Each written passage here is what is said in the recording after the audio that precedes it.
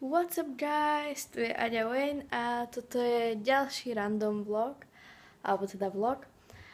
A teraz ideme do Veji, teda idem. Dlhšie som nenatáčala teraz, pretože natočím to vonku, lebo tu je board. Sorry za tie zvuky v pozadí teraz, ale je trošku vietor a tak trošku poprcháva. No, tak niektorí sa možno pýtate, že prečo som nenatáčala. A bola som v nemocnici a bola som fakt unavená a vyčerpaná z toho všetkého. B, prerábala som izbu trošku, také DIY za také veci, takže asi bude aj videjko. A C, nechcelo sa mi. To je vlastne skoro to isté ako A, ale no. Takže teraz je tu aspoň takýto vlog.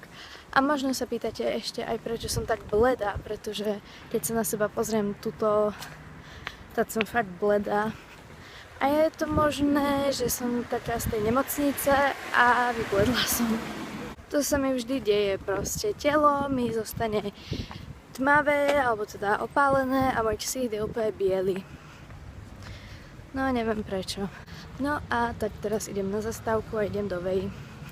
Už som v Bratislave, chvíľu som sa nevedela vymotať. Je tu strašná doprava, takže ten zvuk nebude asi najlepší. Ale dostala som sa sem, to je bonus. OK, takže vidíme sa potom asi tam, lebo teraz je tu strašný zvuk a všetko. Takže zatiaľ peace.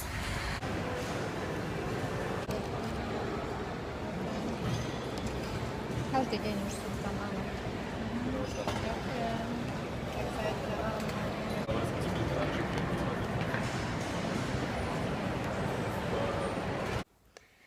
Som doma.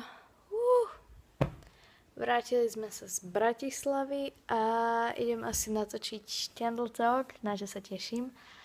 Takže si to určite pozrite a nemôžem dať link, pretože tento vlog bude asi prvý a som strašne prepálená. Tento vlog bude asi prvý a až potom vyjde Candle Talk, takže si to určite pozrite a na Candle Talk dám asi link na tento vlog. Čo to mi píše?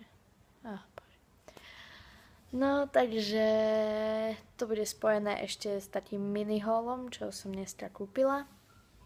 Takže si to určite pozrite a ďakujem za pozretie tohto vlogu. A peace!